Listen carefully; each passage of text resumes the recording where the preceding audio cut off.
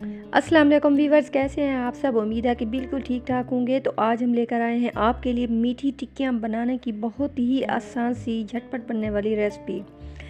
تو جس کو بھی میٹھی ٹکیاں بنانی نہیں آتی ہیں، اس ریسپی کو دیکھنے کے بعد امید ہے کہ وہ ضرور اسے بنانا سیکھ لیں گے، کیونکہ یہ ریسپی انشاءاللہ آپ کو بہت ہی پسند آنے والی ہے۔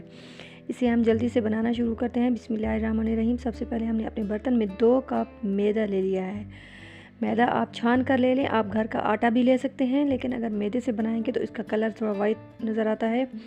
اس کے بعد ہم اس میں 2 چمچ سوجی کے شامل کر دیں گے۔ 1 کپ ہم نے پاؤڈر شوگر اس میں شامل کیا، چینی لے کر آپ اسے گرائنڈ کر لیں۔ تو اس کے بعد ہم نے اس میں 2 بڑے چمچ اس میں ہم نے بادام کرش کر کے ڈالے ہیں، اور 3 سے 4 عدد سبز الائچی ہیں، ان کے دانے وغیرہ نکال کر ہم نے اس میں شامل کر دیے ہیں۔ تو اگر آپ چاہیں تو یہاں پر اس میں جو ناریل کا برادہ ہے وہ بھی شامل کر سکتے ہیں، لیکن ہمیں ناریل کا برادہ اتنا پسند نہیں ہے، اس وجہ سے ہم نے اس میں شامل کیا ہے بادام، کرش کیے ہوئے بادام۔ آپ اس میں کچھ بھی شامل کر سکتے ہیں۔ تو اس کے بعد ہم نے 4 سے 5 بڑے چمچ لے لیں گے ہم گھی کو اپنے میلٹ کر لینا ہے۔ اس کے بعد اس میں ہم گھی کو شامل کریں گے۔ پہلے آپ چمچ سے اس طرح سے مکس کر لیں اسے، بعد میں آپ ہاتھوں کے ساتھ اسے آسانی سے بنا سکیں گے، کیونکہ چمچ سے ہم آٹا تو نہیں گوندھ سکتے۔ آٹا گوندھنے کے لیے ہمیں اپنے ہاتھ ہی استعمال کرنے ہوتے ہیں۔ بس اس طرح سے ہم اسے گوندھ لیں گے۔ اگر آپ اس میں سوجی شامل نہ کرنا چاہیں تو صرف میدے سے بھی اسے بنا سکتے ہیں، اس طرح بھی یہ بہت اچھا لگتا ہے، لیکن سوجی شامل کرنے کے بعد اس میں تھوڑا سا کرنچ آ جائے گا۔ اس میں اب جو پانی ہے وہ آپ اسے اپنے حساب سے تھوڑا تھوڑا کر کے ڈالتے رہیں۔ اس کی ایک اچھی سی ہم نے جو ڈو ہے وہ تیار کرنی ہوتی ہے، بہت زیادہ پتلی بھی نہیں اور بہت زیادہ سخت بھی نہیں، درمیانی سی ہم نے اس کی ڈو جو ہے نا آٹے کی تیار کرنی ہوتی ہے اس کی۔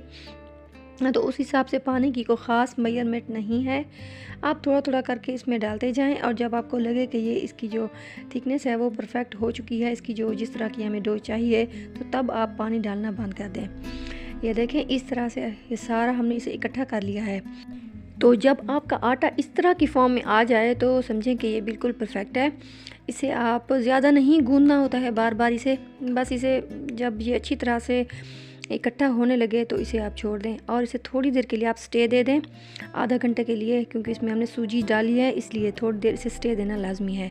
اس کے بعد اگر آپ چاہیں تو اس سارے آٹے کو یا تو کسی کاؤنٹر وغیرہ پر پھیلا لیں، یا پھر کٹنگ بورڈ پر جس طرح بھی آپ کو ایزی لگے اس پر پھیلا کر اس کے کٹ لگاتے جائیں کسی کٹر کی مدد سے، کسی گلاس وغیرہ کو لے لیں آپ، یا اگر چاہیں تو اس طرح الگ الگ سے آپ اس کی چھوٹی چھوٹی سی پیڑیاں بنا کر اس کی جو یہ ٹکیاں ہیں یہ بنا لیں، اور اس کے اوپر اگر آپ کو پسند ہو تو تھوڑے سے اس طرح سے تل بھی آپ چھڑک دیں۔ تو تل کو تھوڑا سا دبا لیں کیونکہ یہ فرائی کرتے ہوئے ویسے بھی اکثر یہ نکل جاتے ہیں۔ اس کے بعد اسے ہم نے درمیانی آنچ پر پکانا ہے۔ سب سے اہم بات یہ کہ اسے آپ نے تیز آنچ پہ بالکل بھی نہیں پکانا ہے۔ اب ان ساری ٹکیوں کو ہم آئل میں ڈال دیں گے، اور 4 سے 5 منٹ کے لیے اسے ہم ایک سائڈ پہ چھوڑ دیں گے۔ ابھی ہم اسے بالکل بھی نہیں پلٹیں گے، 4 سے 5 منٹ کے بعد آپ نے اسے پلٹ لینا ہے۔ اس طرح سے آپ نے ساری ٹکیوں کو پلٹ لینا ہے۔ اس پہ دیکھیں ہلکا ہلکا سا کلر آ چکا ہے، لیکن ابھی ہم مزید یہ والی سائڈ دوبارہ ڈالیں گے۔ تو اس طرح سے ہم نے انہیں پکا لینا ہے، ہلکی ہلکی درمیانی آنچ پر اسے پکا لینا ہے ہم نے۔